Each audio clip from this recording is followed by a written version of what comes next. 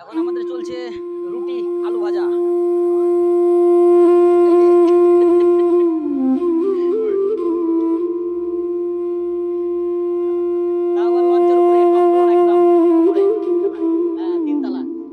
তো good morning বন্ধুরা, আজকে আমরা বেরিয়ে পড়েছি আবার একটা নতুন ট্রিপে। আমরা যাচ্ছি মালদা থেকে বাবাধাম, আর আমরা একটা বাইকে দুজন করে যাচ্ছি। এই আমি আর যাচ্ছি আমার একটা ভাই অনুকূল। আমরা যাচ্ছি আমাদের এই অ্যাভেঞ্জার বাইকে, আর হচ্ছে এই যে পুরো ভাই।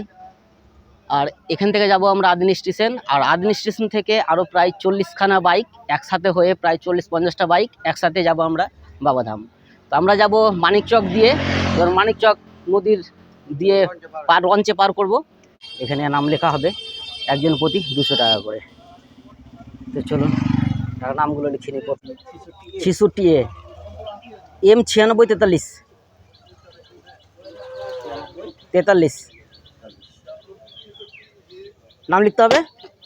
অমিত সিংহ, আর একটা অনুকূল মণ্ডল।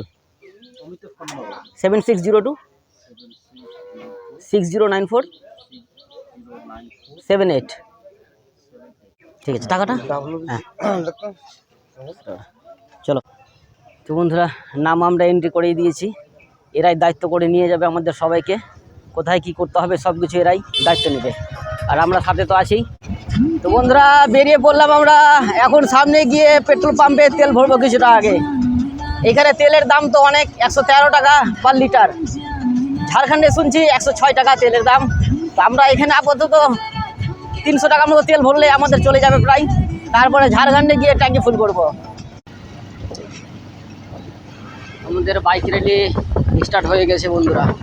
এটা হচ্ছে ন্যাশনাল NH 12 থেকে যাচ্ছি আমরা, মালদার দিকে এগোচ্ছি।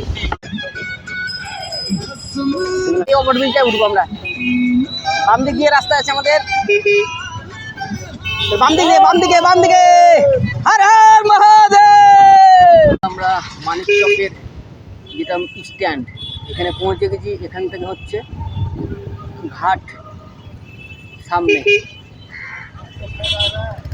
প্রায় 1 কিলোমিটার মতো হবে ঘাট প্রায় এখান থেকে। হ্যাঁ, এই যে লঞ্চ দাঁড়িয়ে আছে। আরে বাবা, বড় বড় ট্রাক যাচ্ছে এই লঞ্চে করে, পাথর নেই এপার ওপার। সব একসাথে কাটছো তো না?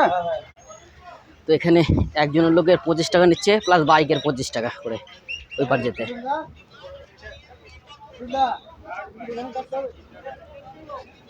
এই জলের বোতল 2 লিটার ঠান্ডা হবে, দাও একটা। কত দাম? 30 টাকা, দাও একটা দাও।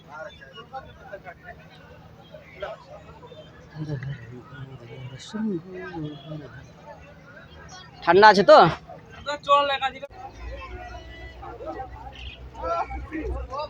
এই দেখুন গাড়িটা কিবার নিচে নেমে গেল।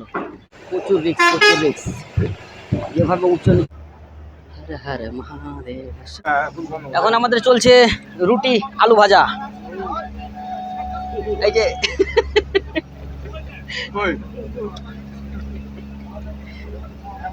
তাও আবার লঞ্চের উপরে, টপ ফ্লোর একদম উপরে।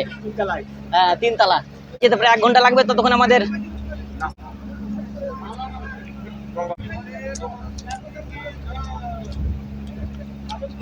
গাঁজার সেবা চলছে বলে বাবার প্রসাদ। চল হ্যাঁ চলো। এখন আমরা রাজমহল ঘাট থেকে নেমে রাজমহল স্ট্যান্ডটা পার করে প্রায় 2-3 কিলোমিটার মতো এসেছি। আর আমাদের যে সঙ্গে সব বাইকগুলো আছে প্রায় 30খানা মতো, তার মধ্যে একটা বাইক পাংচার হয়ে গেছে। তো আমরা সামনে প্রায় 5-6টা বাইক চলে এসেছি, আর পিছনে সব বাইকগুলো আছে, ওরা লিক সারাচ্ছে। ওরা লিক সারিয়ে আসবে, ততক্ষণ আমরা এখানে ওয়েট করছি। দেখি কতক্ষণে ওরা লিক সারিয়ে পাচ্ছে, তারপরে আবার আমরা রাস্তা ছাড়বো এখানে মতি ঝর্ণার উদ্দেশ্যে। পাথর সেই একদম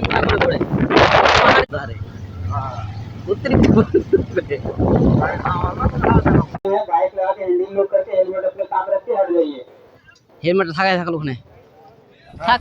এই হচ্ছে মতিনাথ ঝর্ণার এন্ট্রান্স গেট। টিকিট কাটা আমাদের হয়ে গেছে, আর এটা দিয়েই মতিনাথ ঝর্ণায় প্রবেশ করবো। এটাকে আবার মতিনাথ ধামও বলে। তো বন্ধুরা আমরা চলে এসেছি মতি ঝর্ণা। এই যে সামনেই দেখতে পাচ্ছেন উপর থেকে জল পড়ছে। আমরা এখন যাচ্ছি ভিতরে। আমরা আছি এই যে দুই ভাই, বাইক পার্কিং রেখে দিয়েছি আর আমরা ঢুকলাম এখানে 1টা 15 মিনিট। তাড়াতাড়ি আসার কথা ছিল, রাস্তা একটা ছোট্ট অ্যাক্সিডেন্ট হয়ে গেছিলো। যা হোক সেরকম কারোর কিছু হয়নি, বাইকে শুধু ধাক্কা লেগেছিল। এই দোকান পাশা সব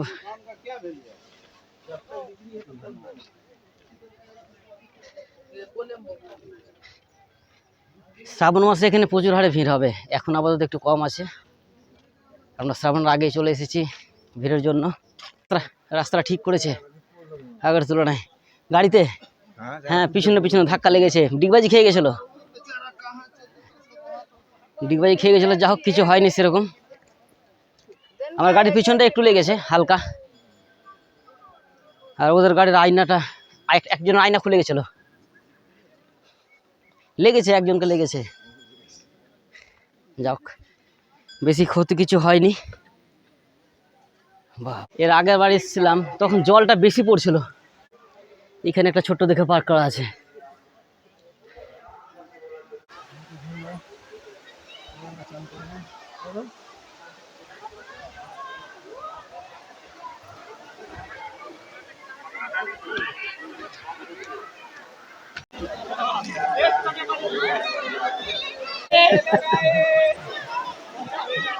জল কেমন আছে?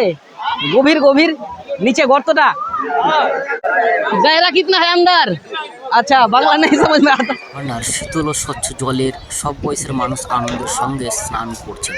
কেউ পরিবার নিয়ে, কেউ বন্ধুদের সঙ্গে প্রাকৃতিক অপূর্ব সৌন্দর্য উপভোগ করছেন। চারপাশে হাসি, আনন্দ আর ঝর্ণার কোলাহল শব্দ মিলিয়ে এক মনোমুগ্ধকর পরিবেশ তৈরি হয়েছে।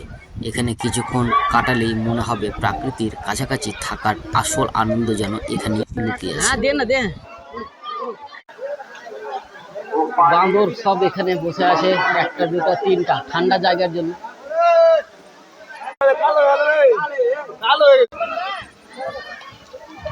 ওই ওটা দিলাম, হ্যাঁ দে পিন্টু আছে ওটা।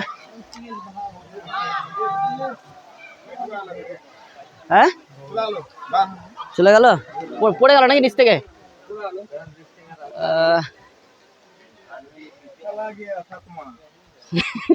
চল কি করবি, ওর যতদিন আয়ু ছিল চললো। ওই যে এখনই কিনলো না ওখানে। যে দলের লোক সব পিছনে চলে আসছে। মধ্যে এসেছিলাম মুখ হাত ধুয়ে রেডি হয়ে, এখন কিছু খাওয়াটার খেয়ে আবার এখান থেকে বেরিয়ে যাবো সুলতানগঞ্জের উদ্দেশ্যে বলবো। তো বন্ধুরা মতিঝর্ণার পাশে আমরা একটা বাগানে মুড়ি, ছোলা, চানাচুর দিয়ে খাওয়া দাওয়া করে সেরে ফেললাম। এখন আমরা বেরিয়ে যাচ্ছি, সব রেডি হয়ে গেছে গাড়ি ছাড়ার জন্য। এখন যাব আমরা সুলতানগঞ্জ।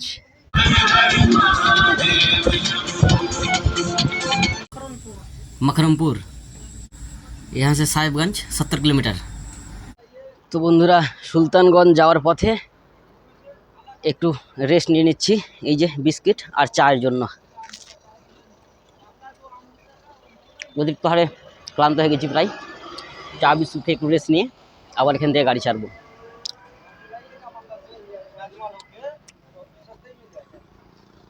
তো বন্ধুরা এই যে গরম চা এখন খাচ্ছি, খেয়ে ক্লান্তিটা দূর করে নিব, একটু রেস্ট করব, তারপর আবার ভোলে বাবার নাম নিয়ে গাড়ি ছাড়বো সুলতানগঞ্জ পর্যন্ত। সুলতানগঞ্জে গিয়েই আমাদের রাত্রে আজকে স্টে হবে, ওখানে খাওয়া দাওয়া সব কিছু ওখানেই আজকে থাকা হবে ওইখানেই। তো সুলতানগঞ্জ আবার দেখা হবে।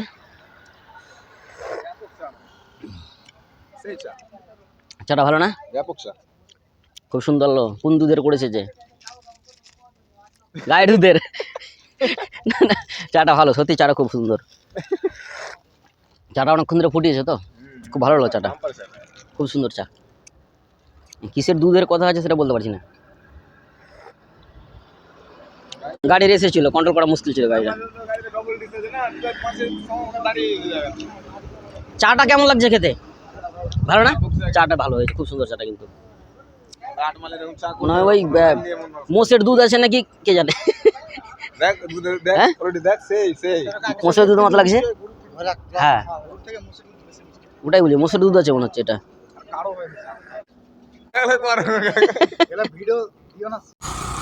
চশমাটা কিনলাম, চশমা আনতে ভুলে গিয়ে চশমাটা কিনলাম তো শালা পুরো ভেঙে গেল। আমাদের চা খাওয়া রেস্ট করা প্রায় হয়ে গেল। এখন আমরা আবার রাস্তা ছাড়বো, চাপছে। এখন আমরা এখান থেকে রাস্তা ছাড়বো, আর এখান থেকে সুলতানগঞ্জের দূরত্ব হচ্ছে 70 কিলোমিটার। যেতে প্রায় 2 ঘন্টা ধরে রাখছি। তার মধ্যে মধ্যে যদি আবার রেস্ট করি তাহলে ওরা হয়তো আধা ঘন্টা বেড়ে যাবে। তো চলেন, এরপরে সুলতানগঞ্জে দেখা হবে।